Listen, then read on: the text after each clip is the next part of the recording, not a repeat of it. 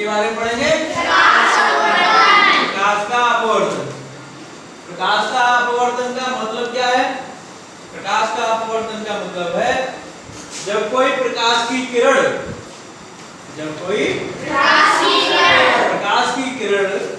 एक माध्यम से दूसरे माध्यम में जाए तो क्या होता है? वो अपनी दिशा से परिवर्तित हो जाती है। अपनी दिशा से परिवर्तित हो जाती है। इसी को हम क्या कहते हैं? प्रकाश का अपवर्तन। देखो इस चित्र के माध्यम से समझो। ये मान लीजिए एक माध्यम ये है। ये कैसा माध्यम है? सघन माध्यम। कैसा? सघन माध्यम। और ये कैसा माध्यम है? विरल माध्यम। अब कोई प्रकाश की किरण, ये मान लीजिए आपतित किरण है, ये प्रकाश की किरण इस पर आई, सघन माध्यम से विरल माध्यम की ओर अगर प्रकाश की किरण जाती है तो ये क्या होगा? अभिलंब से दूर हट जाती है। कैसी हो जाती है? अभिलंब से दूर हट जाती है। इसी प्रकार दूसरे चित्र में अगर हम देखें तो ये विरल माध्यम से अगर कोई प्रकाश की किरण आ रही है सघन माध्यम की ओर, तो ये प्रकाश की किरण क्या होगी? अभिलंब की ओर झुक जाएगी। कैसी हो जाएगी? झुक जाएगी। ये और पास में आ गई। इधर में दूर जा रही थी और इधर पास आ रही है। तो इसका क्या मतलब है? अपनी दिशा से परिवर्तित हो रही है। अपनी दिशा से कैसी हो रही है? परिवर्तित हो रही है। देखो हम एक उदाहरण से इसको समझते हैं। ये कांच का गिलास है, इसमें पानी भरा हुआ है। क्या है? पानी। अगर हम इस पाइप को इसके अंदर डालेंगे तो एक मैजिक दिखाई देगा। कैसा? मैजिक। और ये मैजिक क्या है अभी पता चलेगा। ये देखो हमने डाला और डालते ही क्या हुआ? ये जो लाइन सीधी पाइप है वो पाइप क्या है? थोड़ी सी अंदर की तरफ दब गई है। दब गई है कि नहीं? Yes sir. ऐसा क्यों हो रहा है? इसी प्रकाश के अपवर्तन की वजह से। क्या हो रही है? अपवर्तन की वजह से ऐसा हो रहा है। ये दिख रहा है कि नहीं? Yes sir. ये पाइप देखो बाहर निकालना है तो सीधी सी है और अंदर डालते ही टेढ़ी हो जाती है कि नहीं? Yes sir. देखो सब बच्चों को दिख रही है? Yes sir. इस वजह से हो रहा है ऐसा, प्रकाश के अपवर्तन के कारण। और दूसरा देखो एक और मैजिक दिखाते हैं। ये देखो सिक्का। ये सिक्का है, अगर मैं इसके अंदर डालूं तो देखो कैसा दिखाई देगा। देखो कितना बड़ा हो गया। दिख रहा है सबको? Yes sir. उठा हुआ भी दिख रहा है? Yes sir.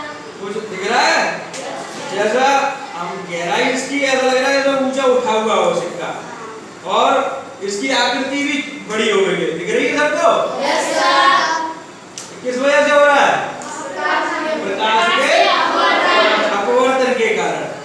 इसी तरीके से आकाश में जो तारे टिमटिमाते हैं वो क्यों टिमटिमाते हैं?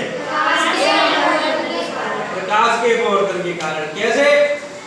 कि जब वायुमंडल में भी गर्म हवा और ठंडी हवा रहती है तो उसमें भी तो ताप का परिवर्तन हो रहा है। और इसी ताप के परिवर्तन के कारण क्या है? एक माध्यम हो गया ठंडे का, एक माध्यम हो गया गर्म का। तो जो प्रकाश की किरण आकाश में से आएगी, सूर्य की किरण, तो क्या है? ठंडे से गर्म की ओर आएगी या गर्म से ठंडे की ओर आएगी, तो क्या होगी? किरण में परिवर्तन आएगा।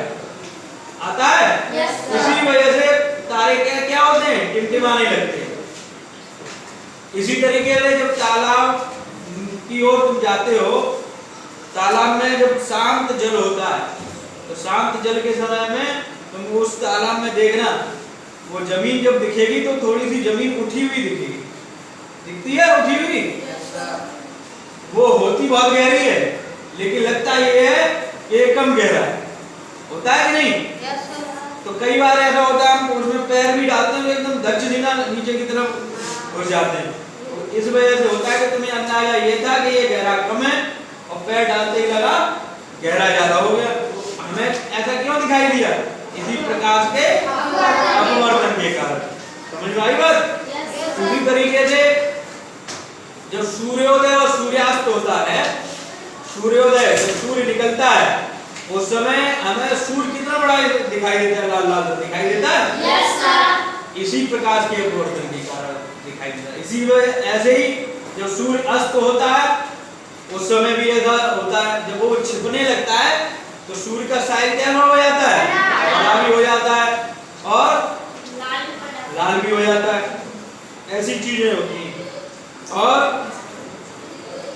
जब तुम आकाश में हवाई जहाज देखते हो उड़ते हुए, यस सर। कहीं ऐसा भी होता है कि आकाशीय ताप परिवर्तन के कारण वायुमंडल में वो जो हवाई जहाज होता है वो हमें अधिक ऊंचाई पर दिखाई देता है।